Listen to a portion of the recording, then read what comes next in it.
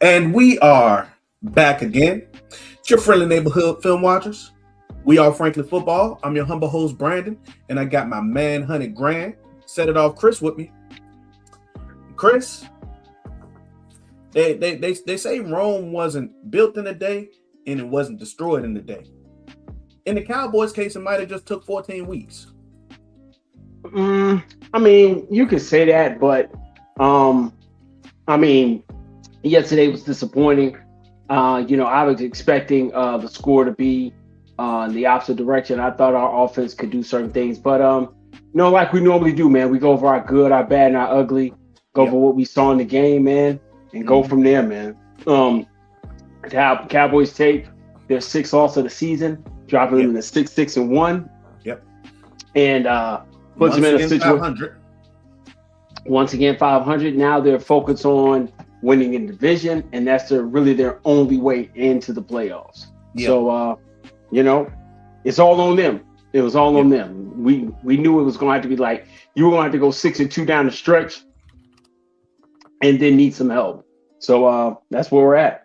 So my good for this game, honestly, my good was Ryan Flournoy. Ryan Flournoy was my good. He was my surprise good. But it also kind of pushes me in the direction that I've been wanting to go for quite some time, at least the last 3 or 4 weeks. Sorry for the adjustment on my camera. Is I want KaVontae Turpin off the field offensively. I only want him on. I really don't even want him on for kickoff returns because this fool can't realize when he throws his hand in the air, that means fair catch. But him to be on the sideline talking to this, never mind. I digress. I almost went off. But going back, getting right into the set it off mode. But Ryan Flournoy had an outstanding football game. I think he was like 7 for 109 yards and a touchdown. 9 for 9. Nine for what now? 9 for 9 for 115. Yeah, 9 for 9, 115 in the touch. I think at the last play of the game, another contested tight window throw that Detroit forced all night and ended up getting getting that third interception on Dakota Prescott. And so with that second interception, third turnover for the night. But Ryan Flournoy stepped in admirably. He was a definite go-to in many situations where they were doubling on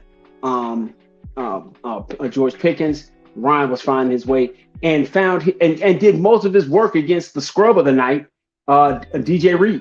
So that was it was just a really good game plan. But that was my good for the night. What you got, B? I agree. My good would have been Ryan Flournoy. For sure, he was definitely the guy that jumped off the page.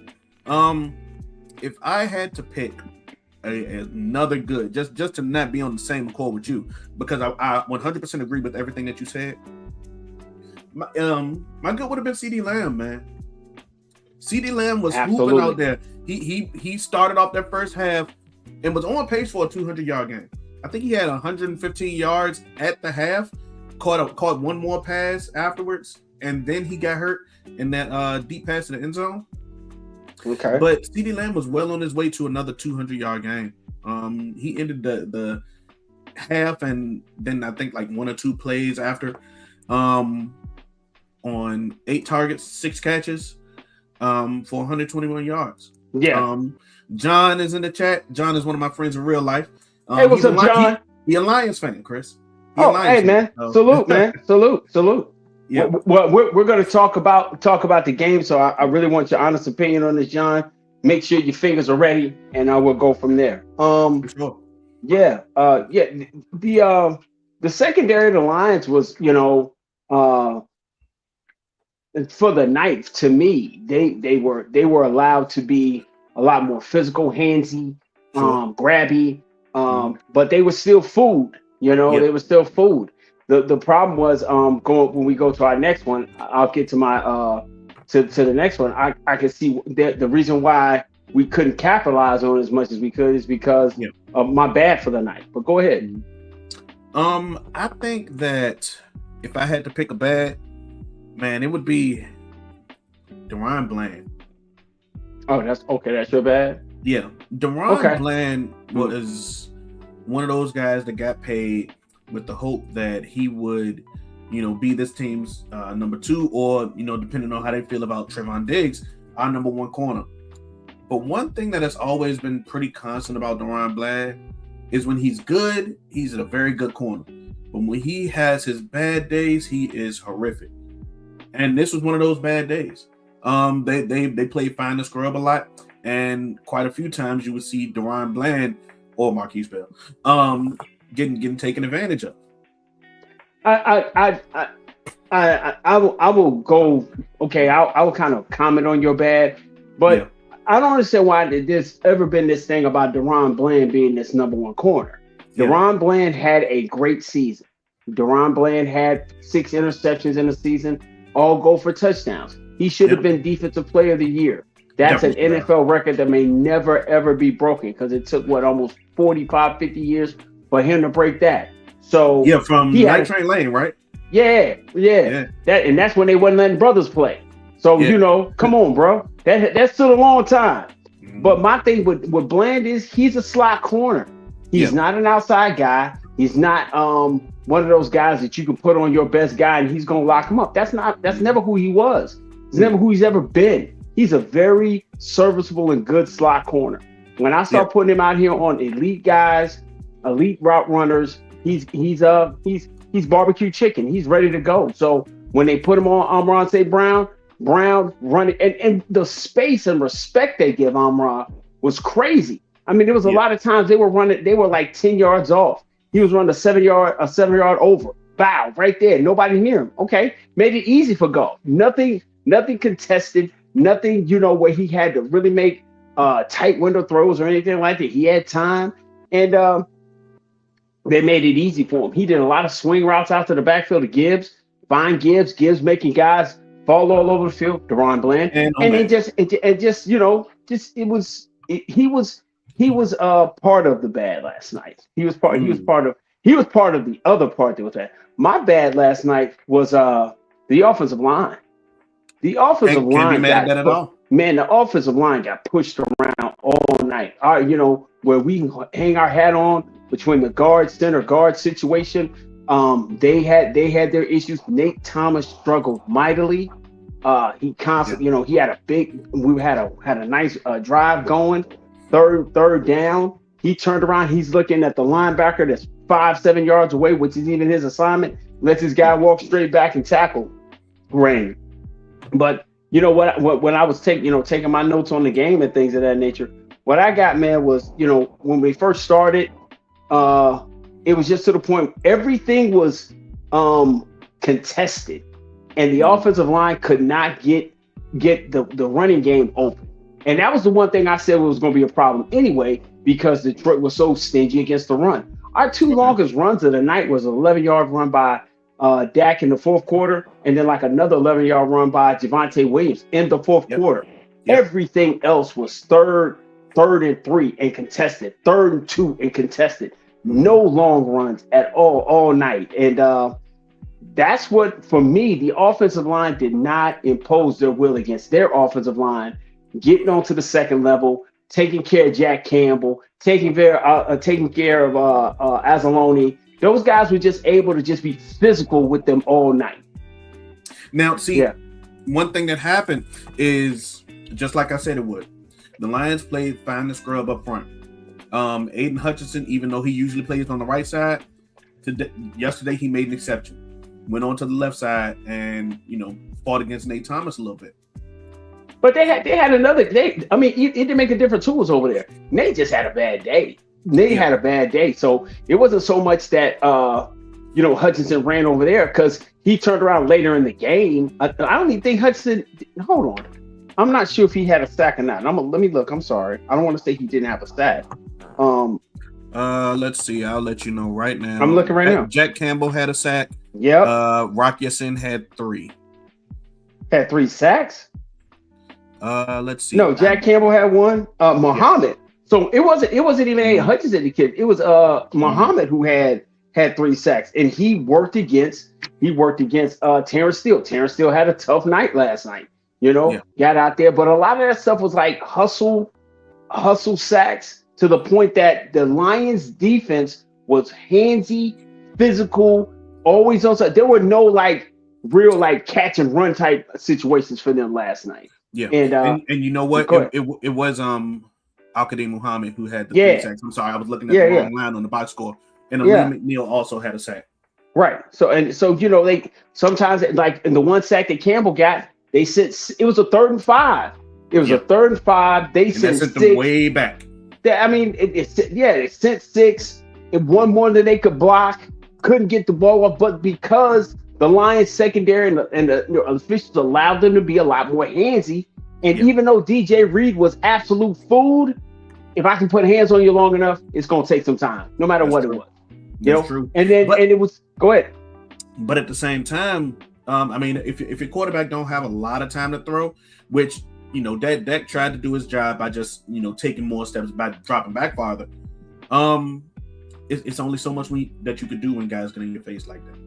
Yeah, but you know, that's true. But there were times when they would make a big play, right?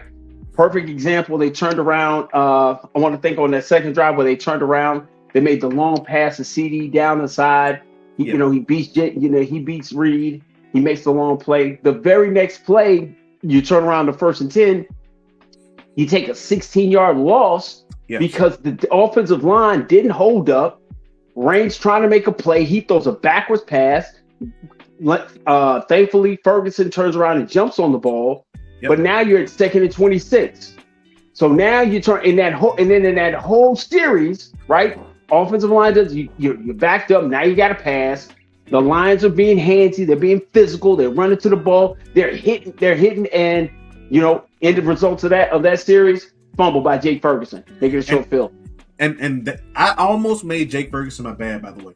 I don't know why. Why? Because the beginning of that game, I think Ferguson was the most stressful person on that field to me. He caused the most stress to me in the beginning of that game. Why? Because not only did he have the fumble, but then he went on to make it so we didn't have that DPI for Pickens. But you talking about? But that was you talking about the hands to the face on the blocking. Yes. Okay. I mean, he's out there blocking, gets a hands to the face. Okay, I give you that. But it just seemed like we were looking for every time we were trying to get something going, we did enough self-inflicting stuff to ourselves to keep that from happening. So, like I said, you turn around, you take that situation. And then you turn around, you got the long pass down the field into the 2. He gets the hands to the face. Okay, I give you that. You can't overcome that. Where we could never overcome situations, Detroit overcame situations. They turned around. They had a 1st and 25. 2 plays later, they convert to 25, and then they run and they just do a simple dive up the middle, and David Montgomery goes for 35 yards. Mm-hmm. So my problem was when I'm going to my bad, my offensive line never tried to impose it where I didn't have to be one-dimensional. Because I had to be one-dimensional, then it made the Detroit secondary and linebackers more handsy, more physical, and that way I couldn't shift the momentum at any given time. I wasn't running the ball down their throat. I wasn't getting a 5-yard run, a 7-yard run, a 6-yard run. It was always 2, 3, 3rd and 3, tough. 3rd and 1, tough. It was nothing ever easy. And every time he threw the ball, there was somebody there. Yeah, at all times. Having a more substantial running game would have definitely helped you. Dak got the longest run of the day. Dak had the longest run of the day in the fourth quarter. Yeah, that's crazy. So I think if you and don't get me wrong, Javonte has been amazing all year. But he hasn't been what I would call like explosive. You know what I'm saying? Like he's not Jahmyr Gibbs. You know what I'm saying? That goes without saying.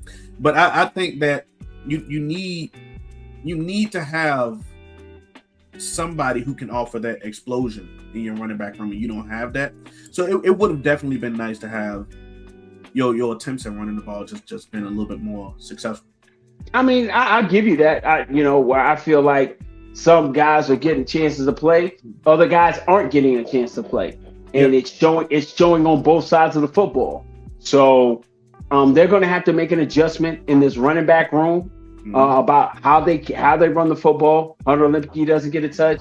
Malik Davis gets a touch. You got a healthy scratch of Jaden Blue. You got Israel Mbukana. He just got here. Somebody got to get to the point. Somebody got to come off that bench to be able to help in some kind of way. But I don't think they believe in Malik Davis in the pass game for blocking. They only want to use Devontae for that. So if that's the case, we got to figure something out. Somebody's got to get better at that without question. Yep. Yeah, I agree. I think that this isn't going to be something that fixes itself until this offseason. Nothing gets fixed majorly until April. Yeah, for March, sure. April, right? You're stuck with what you have. But this thing about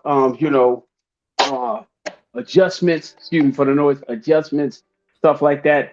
You're playing with who you're playing with, and that's pretty much it. Yeah, facts. I'm not sure. Well, you gonna lead with the uglies word. Oh, the ugly. Right? Oh, okay. Yeah. Okay. I'm hoping that you thinking that it's the same as mine. So go ahead. What would your ugly be? What was your bad? My bad? Oh, DaRon Bland. Oh, okay. I got you. Yeah. Let's see. My bad. My bad without Your question. Bad was your offensive line. My bad was the offensive line. My ugly, it's simple to say, man. My defense was ugly last night. But my defense was ugly in part by their lack of tackling. Okay. Not so much scheme, because Detroit forced you into situations where they found, first off, finding the scrub wasn't hard because they found DaRon Bland. Yeah. But you got more than one scrub right on the defense. No, I think your scrub was DaRon Bland. Your lack of to tell me that Kenneth Murray not a scrub? No, let me finish. Okay. Kenneth Murray doesn't supposed to be on the field. Kenneth Murray should be unemployed. Kenneth Murray should not be on an NFL team. So I'm not even putting that in play. That's on Sunday. But my defense was so bad because Bland was my scrub. The way they mixed and moved formations, they found the mismatch. So everybody was on Bell. Oh, Bell shouldn't be on J-Mo. Man, they just found that they fixed the formation to get him open. And Sharon Rebel played like a rookie last night. I mean, he did stuff that you watch kids do in high school ball, like stand flat-footed and look into the backfield. Yeah, I mean, he wouldn't turn his head on plays where he's down the field defending the guy. Turn your head, defend. He doesn't do that. He came in and tried to arm tackle people. This is the NFL. You can't arm tackle. So he had a really poor game in that instance. But their lack of tackling. This football team is a piss poor tackling football team.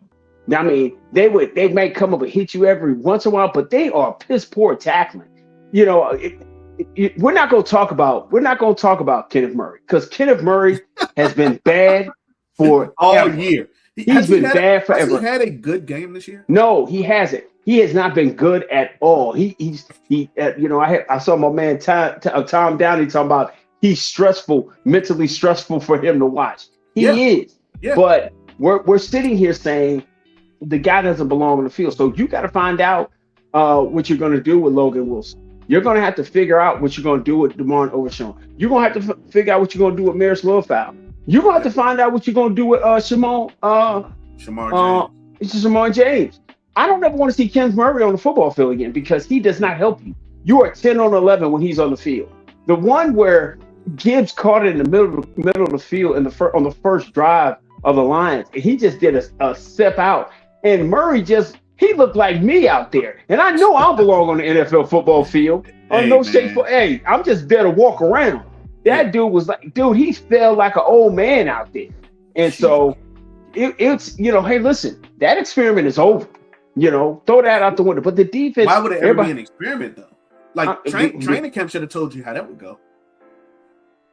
Hey man, I don't know what it was, but my thing was everybody, we had our buddies. We had our buddies, John, John and DMV Fanatic going back and forth. Hey, fire Eberflus. Man, At some point in time, your players just got to make plays. And them guys weren't making plays, bro. They were not. We were a liability in the second level, in the secondary. If they could pick whoever they wanted to.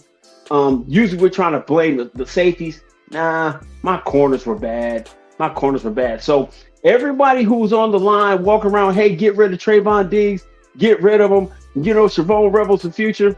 Not so fast, my friends, as Lee Corso would say. Not yet. Yeah, man. Not even close, man. Mm-hmm. What's your ugly? I think you should know. It's Keith Murray. Excuse me, Kenneth Murray. I would rather have a party, y'all. You know what I'm saying? Brock Flake. Yeah, nah. Ain't nobody. I would rather have Keith Murray. Hey man, he's not the most beautiful. Hey man, he's not the most beautiful one, man. He's not that, man. He's not the most beautiful one. He was not. Kenneth Murray don't belong on an NFL team, man. At all. He doesn't, yo. Right. It's embarrassing. Man, listen. And that's why I used that word on the title of our video. He was an embarrassment. He looks like he doesn't understand the progression of a play. He doesn't know how to put himself in position. And he's like a 7-year vet or something like that? I don't give a damn what he is. I don't care what he is, B. He don't need to be here. And my man Fred said, hey, listen, I totally understand. Gibbs is a mismatch in space. But at least force him somewhere. You know what I'm saying? I'm like, and remember Titan, he said, hey man, push him, pull him, do something. Yeah. Slow him down so somebody can get to him. Dude, he didn't touch him on that play, bro. And the dude, he fell to the ground and he just he didn't even touch him. Did the same thing to Bland. He made Bland crawl out of bounds. Yeah. He is a problem. But we didn't rally to tackle anybody. And that's the thing. That's the problem I had. The Lions rally tackled. They hit to the end of the whistle. They were just physical. And so I give them that. They were very, very physical. But that's what ends up happening. What my man said? He said, give these young men some grace. Eagles, Chiefs, and Lions all in a short span. Proud of them. And yeah, if you want to view things in the microcosm of that, what is it, like 14-day span? Sure. No, I'm not the last one. Oh, with the Raiders, the Eagles, and the Chiefs, I'll give you that. But you had a normal 7-day work week. They had a 7-day work week. They coming off a loss, you coming off a win. You got 7 days. You got to travel. They said, I'm just gonna be more physical than you. I'm all about grace. I'm on, hey, we got this going on, things of that nature. Go ahead. I'm glad that you used that word physical. I understand that Brian Schottenheimer's mantra this year has been becoming a more physical football team. But man, this team hasn't been physical all year, Chris. This hasn't been a well-disciplined team all year. I mean, first off, the Cowboys have always historically been a top 3, top 4 penalized team. Some of that's warranted. Some of that's just they just gonna call it.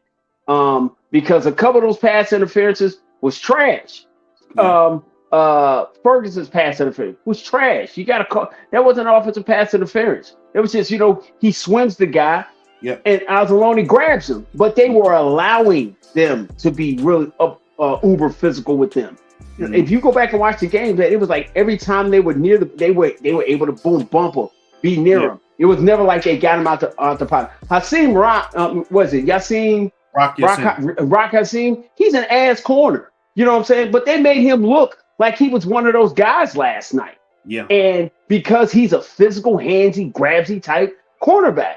You know what I'm saying? I seen the same guy get his lunch taken from him the week before last from the Green Bay Packers. So when the officiating allows you to do certain things, you can dictate the rate of the game. Yeah, I agree. What was your opinion of Dak Prescott's performance? Listen, man, Rain was under duress. But dude, he threw the ball 47 times. So you already know what my assessment of him was. That's way too many times. For anybody. Anybody. Yeah. So 31 to 47, he goes for 376, but the dude was sacked 5 times. So he's under duress. Yep. The one interception at the end was just a hustle interception. The other interception was a guy reading a route. You're going to this guy, you're reading a route, he jumps the route, gets his hand in, knocks the ball up, and that's what ends up happening. So you got that one. So I'm not down on Rain for he played so terrible. He was everything he threw, those 31 completions he threw, there were very few uncontested, wide open pitch and catch moves compared to when you saw on the other side of the football with Jared Goff, who was 25 or 34, 309. Dude, he was upright, he was clean, he was hardly under duress. He had the 1 sack early by Houston. Then he was rushed a couple times. He didn't have he didn't have a night where he was worried about having a way to get the ball out of his hands, so he didn't get touched. But I think that part of that goes to how they chose to rush Jared Goff. What do you mean? So I got this stat set today. Out of 100% of Jared Goff's dropbacks, he was only pressured on 25% of them. In that 25% of his dropbacks, which was, I want to say 12 plays, he was 4 of 8 for 81 yards. And he actually had a longer time to throw when under pressure. When his pocket was clean and he didn't feel any sort of pressure, he had 2.1 seconds in his time to throw. When he was under pressure, he had 2.91. Okay. Almost an entire second longer. Okay. All right. So he had a long time to stay. He had a long time to wait and keep things together. Okay, I'll give you that. I mean, but he was. And I'll also give you this. Like, Jared Goff has historically been a quarterback that thrives well in order, you know what I'm saying, in routine and things like that. When Jared Goff's pocket was clean and he was able to run through his processes, man, he was 22 of 27. Right. Pressure. Okay. So going back to it, you both your tackles, we said they had shoulder issues.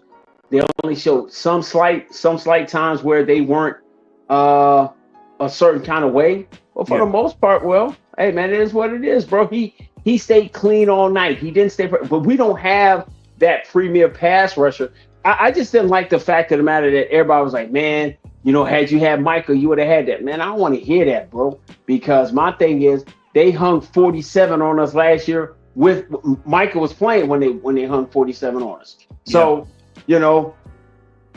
they just got better players, man. They got 100%. Better players on so many different levels. They sucked ass for so long and turned around and got players. The Panay Sewells, the Deckers, they turned around, got the Jahmyr Gibbs, they got the Montgomerys, the Demo.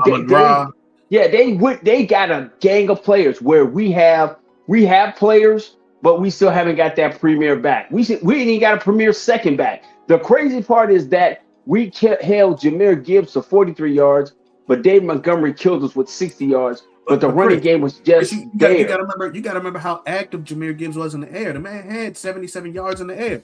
So the dude had over 115 yards, 120 yards in total offense all game. With the hat trick. Right. And 3 tuds, So, and like I said, they were able to impose their will. Here's the other part about it. They never gave up on the run, but we never really stopped them consistently in the run game. You got 2 guys with 3.9. You got guys with you got guys with 10 yards a touch, 4 yards and 3.6 yards a touch. Mm-hmm. Like 12 for 43 would be a pedestrian night. Yeah. Speaking of physicality, that long run by David Montgomery that resulted in the touchdown, man, that was all physical and want to and toughness. You got to remember, he broke like 3 tackles on that run. He broke tackles, but the problem was you turned around, you got the defensive line locked up. Demo got washed. right? Murray was Murray. I mean, come on, man. Murray was on the field, man. Demo gets watched. Murray's there, and Revel tries to arm tackle him. He was a cardboard. I actually think a cardboard cutout might be more impressive than Kenneth Murray. It may have been, but Revel tried to arm tackle him. This is the NFL, man. This is the NFL. So he got in through that. Once he got broke clear, he was free and clear. Yep. But he ran that right between A gap, B gap, right through right up their face. And people got washed, and people weren't trying to be physical. And that's what you've seen from this team all year. They are not a very good tackling football team. They overrun it. They don't square. They don't run through people. And, you know, the only guy, I'm be honest with you, man, the only guy who's really been that guy tackling or wanting to hit somebody is 27, man. And I need to find that dude. I got to remember that baby's name, man, because he's out there at least giving full effort. 27 is Reddy Stewart. Yeah, Reddy Stewart. Reddy Stewart is the only guy really trying to lay wood on somebody. The rest of these dudes, man, is let me arm tackle. Let me try to swing them to the ground. Nah, man, dude, it was just lack of intensity and fight and want to from the defensive side of the football that really aggravated, really, as they would say, chapped my hide last night. And with my reviews. Grinded my gears. Yeah. Really made me, really got me stirred up. That guy, my corporate voice. But it was just, my defense was absolutely terrible last night. 100%. So we talked about like our interactions with John Herndon, the DMV Fanatic, wonderful friends of the show, friends in real life. Man, my guys, man. One thing that we all talked about today, and I'm sure that you saw it on Twitter, was the fate of your defensive coordinator. What do you think ends up happening with Flus? You keep him. Keep him. You keep him without question, man. I mean, but it's not about the sad part. Eberflus does not have the players to do certain things. He's got his front four. Those guys are playing hard. Izaraku's hustling. Houston is playing hard. You didn't have Clowney last night, who was a good edge setter. You turned around, you had those guys in your front line play consistently hard. Your linebacker room is your linebacker room is really 9 to 10 months away. Really, next year by this time, your linebacker room will be fully healthy. Sure, to be fully healthy, but still won't be good. No, that's not true. That's not true. Hold on. That's no knock against Overshown, right? No, that's not a knock against Overshown. I think he is a good player surrounded by mediocre or worse players, right? No, he has one terrible guy there, one guy who shouldn't be in the NFL. He's got another guy who's not 100% healthy back from injury. What's the cat we got from Chicago last year? I ain't seen that kid in forever. I don't think he's on the roster anymore, actually. Okay. What's dude's name? See? Jack Sanborn.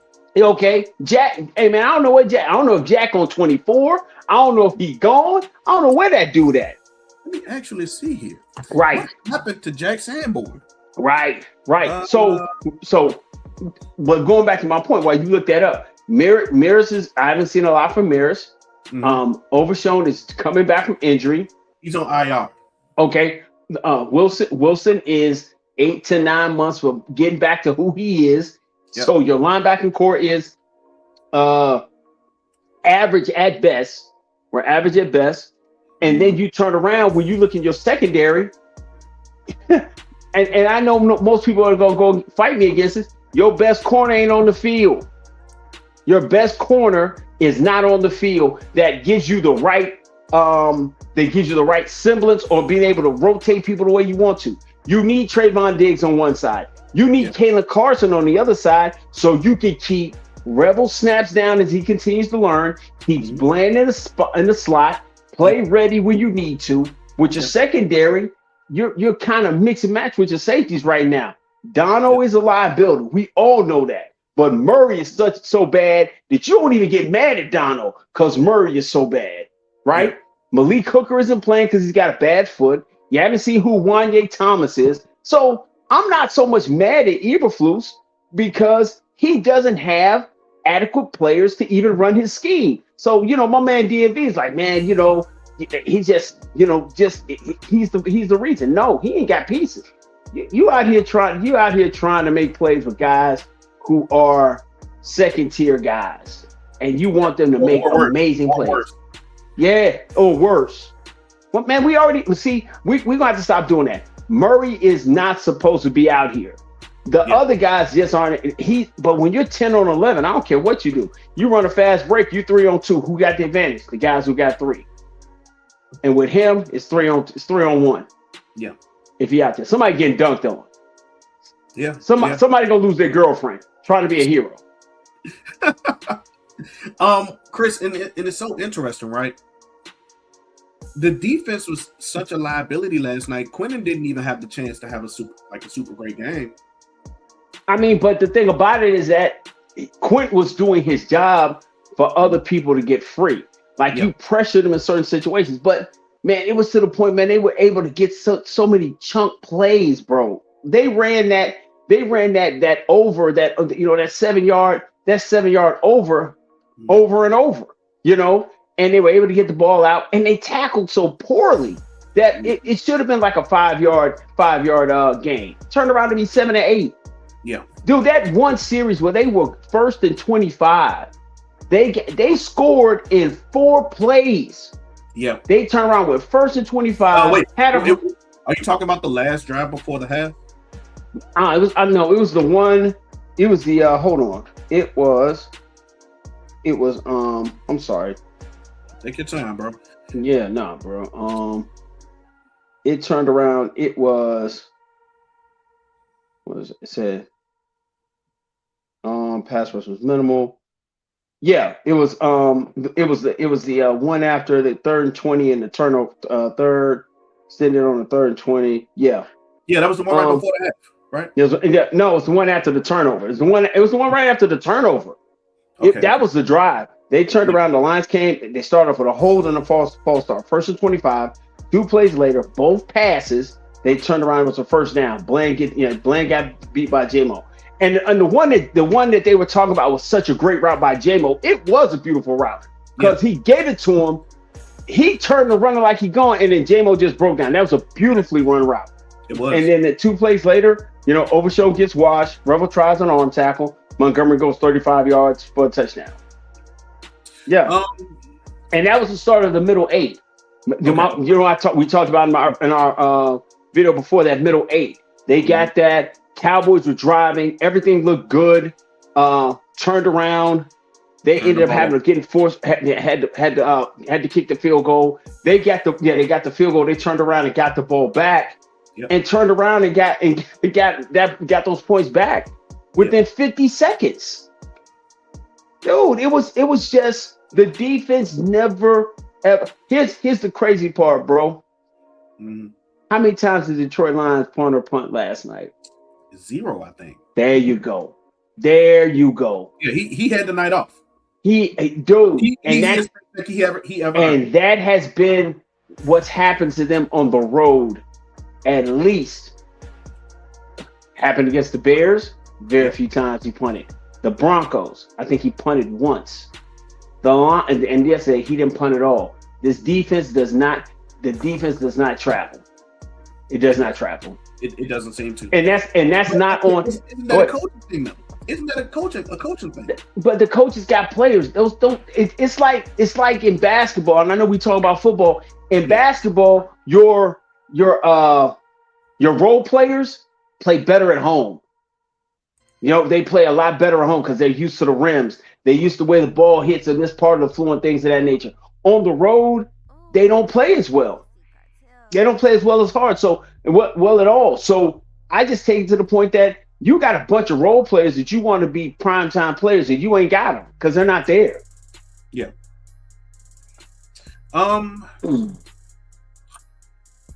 So what's the best way to say this? I do think that because I've been talking about coaching for the past few minutes, right? I think that Eberflus probably doesn't have like the coaching uh, he hasn't been a fit for this team, right? But the main reason why I think that he stays is because of the speech that Jerry gave on the radio. Like this was like what, like 4 weeks ago, I think it was, maybe even 5, about continuity and how he made that mistake with his, and he specifically mentioned defensive coordinators. So that is the main reason why I think Eberflus stays, not because he could be much better if you give him players, because I think that you could probably have a coach that would notice what their players do well and try to adjust to fit their what they want their defense to do around their personnel. Eberflus didn't do that for the first half of the year. He didn't have the personnel to do it. He don't have the personnel to run his defense properly. He has one linebacker.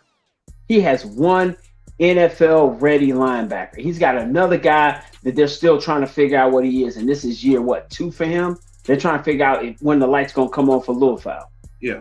And so the other guy is going to be better next August when he's had a full year to recovery. Mm-hmm. And your other 2 linebackers, one is in college, right? Yeah. And one you hope at least one. At least one's in college, and then the other one's an undrafted free agent on somebody else, a free agent from somebody else's team. So I'm not sitting here thinking he's got guys who do. Your secondary is in shambles. Mm-hmm. Okay, Kalen Carson can't stay healthy. Okay, he can't. I don't know what's going on with him. I got to get him 100% healthy. Speaking of health, Chris, what you think is going on with what's the other corner that's hurt? Josh Butler. Just ain't ready. I mean, it's an ACL. According to him, he's been ready since week 7. Okay. I don't know, but if he's been ready since week 7, then I'm just going back what the training staff is saying, what the coaches are saying. Chris, my phone ain't gold, Chris, but it's stainless steel. You know what I'm saying? Okay. So I'm about to you know what I'm saying, reach out to the plug a little bit. I mean, you can, but I mean, the thing with Butler. If you're gonna put Butler, they want to see where Revel is. They definitely see Revel as being the future. Let's not get that twisted. They believe Revel is the future. But the way he played the other night, 34 was a fitting number for him because he played ugly. He played absolutely ugly last night. So Revel is the future. They want to see him play. He starts showing signs of being good, and so they went from there. But you turn around with Kalen Carson, and you still turned around, and I thought he was playing better. So you go with that. John said that the Lions don't really punt in general, and I'll give you that. Dan Campbell will be that risk it for the biscuit type of guy. He was never in jeopardy of punting last night, though, dog. Yeah, he was never in jeopardy of punting last night. Did they encounter a 4th down? No, they didn't. I don't think so. I don't think they saw 4th down. They didn't. You know, we had the 1/4 at that 4th and 5 where we were down there close to the end zone. We thought we were about to make it a game where Pickens had it, tried to reach it over and stuff like that. He was just trying to give extra effort, and lucky for him, Tyler Booker was running down there to pick up the fumble, and they called him down. Yeah. I think that seeing Nate Thomas out there kind of put like a spotlight on Tyler Guyton's growth, which is a good thing. Oh, absolutely. That's a good thing for him. Yes. I mean, Nate didn't look good out there, but he's also had to play probably 1 or 2 too many games. I mean, in his progression, this is essentially his rookie season. Yep. I think he's right.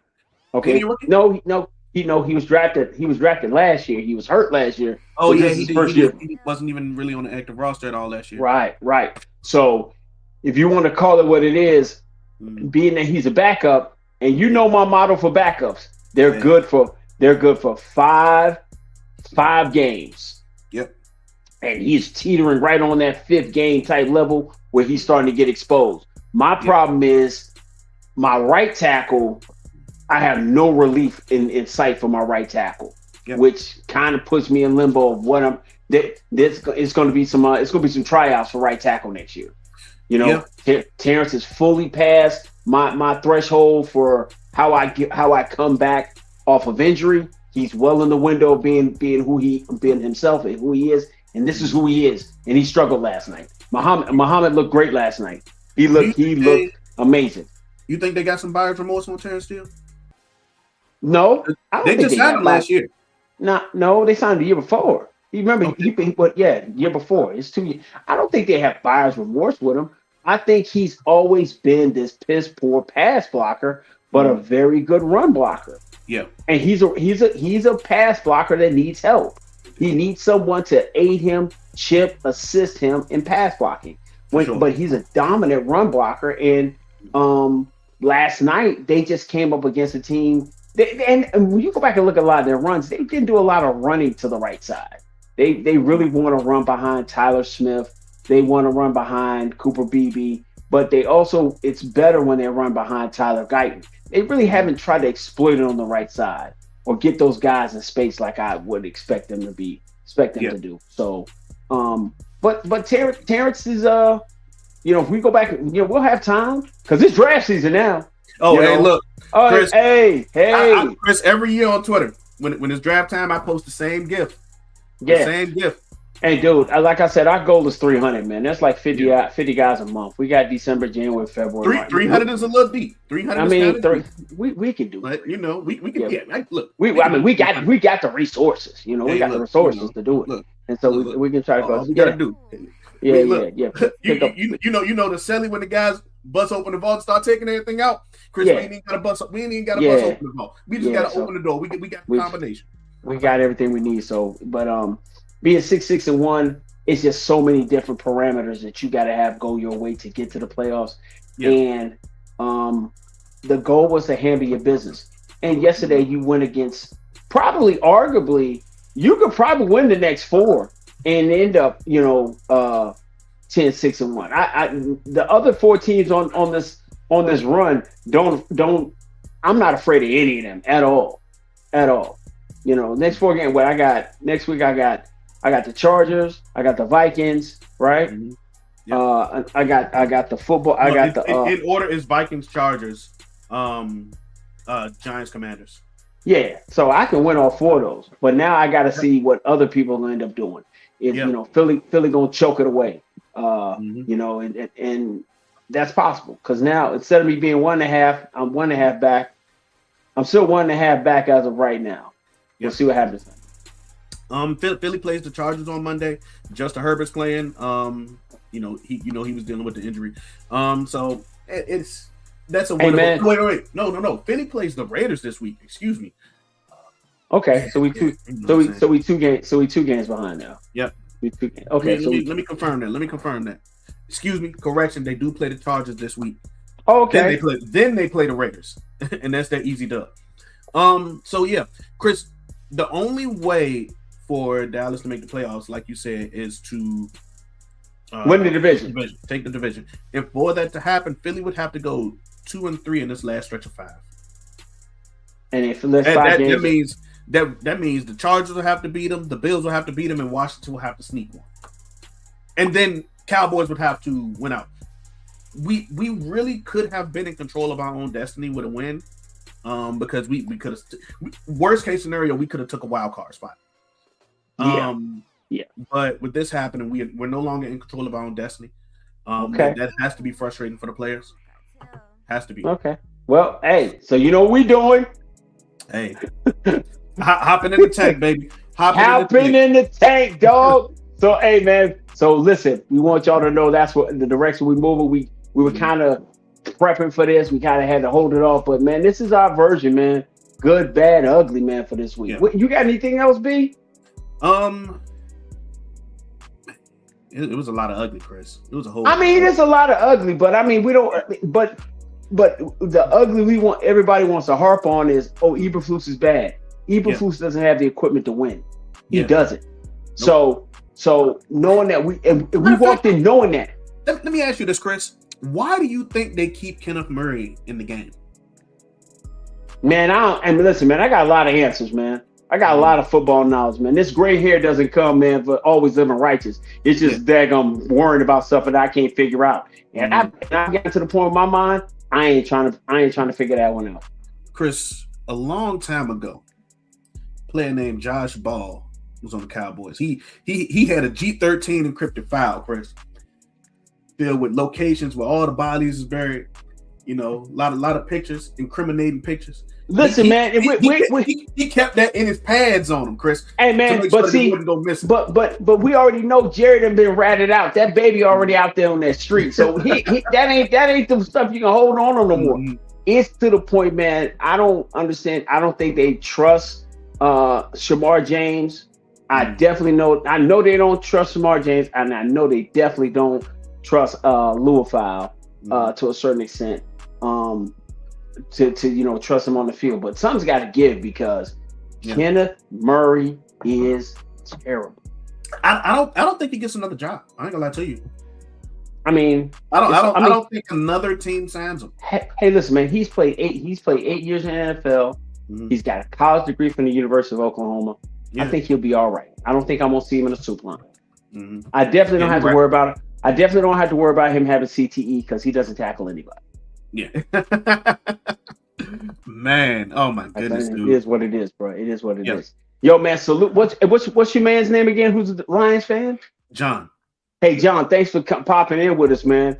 Definitely giving you insight, man. We really appreciate you checking us out here at Frankly Football, man. Definitely salute to you guys, man. Great win the other night, man. I thought it was going to be a good game, which it turned out to be for the most part. Just couldn't stop you enough to make it more exciting and thrilling.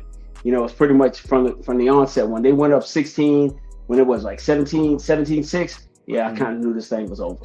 Once the score got within one score, and that was at the beginning of the fourth quarter. Yeah, it was a one-score game. I was like, all right, we got a game. 27-16. So you're telling me there's a chance? Yeah. Yeah. And then it just went away. Dude, what broke my heart was the fact of the matter, you got the field goal, you had 50 seconds. You just needed to stop them. Yeah. Stop them, slow them down. Mm-hmm. Special teams was god-awful all night. Outside of Brandon Aubrey, special teams, punt, returning, and punting kickoff was god-awful. Never made them drive a long field. They probably started on average probably at the 35, 37-yard line. No, that's 100% on coaching. Not having guys filling their lanes correctly and all of that is a coaching issue. Like the players are one thing, but you not having your gunners be in the right spot. You having guys getting pushed out their lane, and that's a coaching issue, dude. That's that's terrible. That's god awful. Yeah. So not something that I wanted to see. The special teams was just terrible, and it just caused it to be more pressure on the side of the ball that you knew had the least amount of talent. Yep, absolutely. Special teams is all about effort. Mm-hmm. Special teams is all about effort, and sometimes we see great effort, and then last night we saw minimal effort. It's poor effort. Yeah.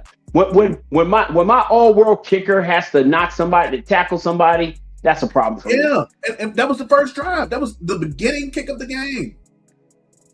Like, ridiculous, dude. I don't think it was the beginning kick. I think it was after a field goal, but it was to the point he had to tackle him. I didn't like that at all. I never want him to tackle anybody. Nope. None ever. He might hurt his hip or something like that. I don't want him to ever have a chance of injuring anything because he's automatic points. Yeah. The dude hit a 63-yarder last. Mm-hmm. Yeah. Insane. Yeah. He had to kick 3 from 50 plus. Ridiculous, man. Ridiculous. So, that's all I got, dog. We 53, 54 minutes into this thing? Yep. So let's take a chance to explain how things might be a little bit different now. Okay. Of course we're gonna get in our regular content as we do. But absolutely. This is what things kind of get a little bit tough as a content creator because we still have to put in our regular work. But then we got to come along with these draft film sessions and knowing players because I got tagged in a few things today. What you think about this player? Dog, I haven't looked at a single draft prospect yet. I'm expected to be 100 deep, and we just lost yesterday. Nah. Nobody expects to be 100 deep, but I've watched a lot of guys do certain things, and so that's a good thing for us, man. That's a great situation for us.